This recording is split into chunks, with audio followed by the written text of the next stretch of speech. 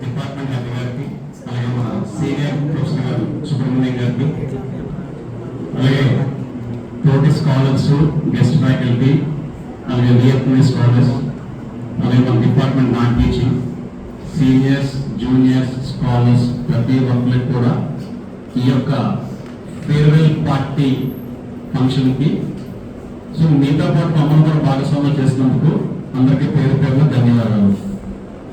So ఈ seniors juniors అనేది ఒక ట్యాగ్ మాత్రమే, కానీ మీరు జాయిన్ అయిన తర్వాత మీ అందరికీ ఎక్స్పీరియన్స్ అనేది ఫీల్డ్ వర్కే.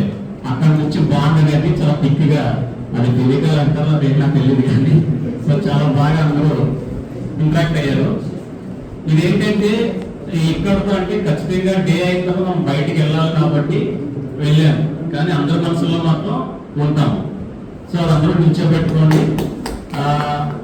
ఏదైనా సరే ఏ ప్రాబ్లం ఉన్నా ఏమున్నా సరే ఒకరు షేర్ చేసుకుంటుంది. సో మన డిపార్ట్మెంట్ మీకు ఎప్పుడు కూడా ఎవరి గ్రేమ్ ఎప్పుడు హెల్పింగ్ చేసే దానిలోనూ ఉంటా తప్పించుకునే ద్వారా మన డిపార్ట్మెంట్కి లేదుగా నేను బలంగా చెప్పగలను.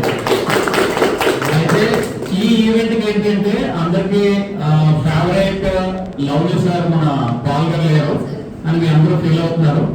ఖచ్చితంగా ఆయన మనందరూ మనందరూ ప్రేయర్ వల్ల ఆయన కూడా రికవరీ అవ్వాలి, డిపార్ట్మెంట్కి రావాలని చెప్పేసి నేను కోరుకుంటున్నాను అన్నమాట. అలాగే ఏదైతే మీ నాలెడ్జ్ అన్ని కూడా షేర్ చేసుకోండి. సీనియర్స్ ఎవరైతే బయటకు వెళ్తున్నారో మీరందరూ కూడా మంచి హోదాల్లో ఉండాలి. ఒక విధంగా సీనియర్స్ జూనియర్స్ వల్ల ఫీల్డ్ వర్క్ లేట్ అయింది, దాని తాలూకు ఎఫెక్ట్ అందరూ చూశారు. కాబట్టి ఇంకెప్పుడు కూడా సమ్మర్లో ఫీల్డ్ వర్క్ పెట్టుకోవద్దు దయచేసి, ఏం పెట్టుకున్నా సరే.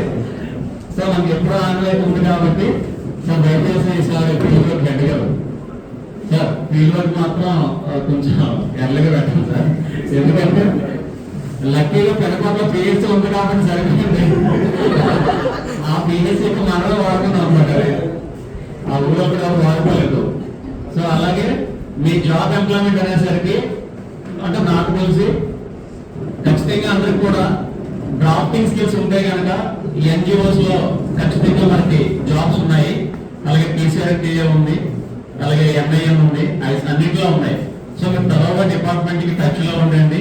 ఏం పడినా సరే ఆల్రెడీ మన గ్రూప్స్ ఉన్నాయి కాబట్టి గ్రూప్స్ లో పెడతారు అందరూ కూడా. అలాగే సంతోషమైన విషయం ఏంటంటే ఫీల్డ్ వర్క్ లేట్ అయిన హెడ్ గారు కూడా మనకు చెప్పారు నాతోనే, లేట్ అయినా సరే మన వాళ్ళు గ్రూప్ 2లో సెలెక్ట్ అయ్యారు ఇనీషియల్ గా.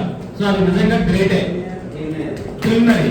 సో అదే స్పిరిట్ తో అని మీ అందరూ మెయిన్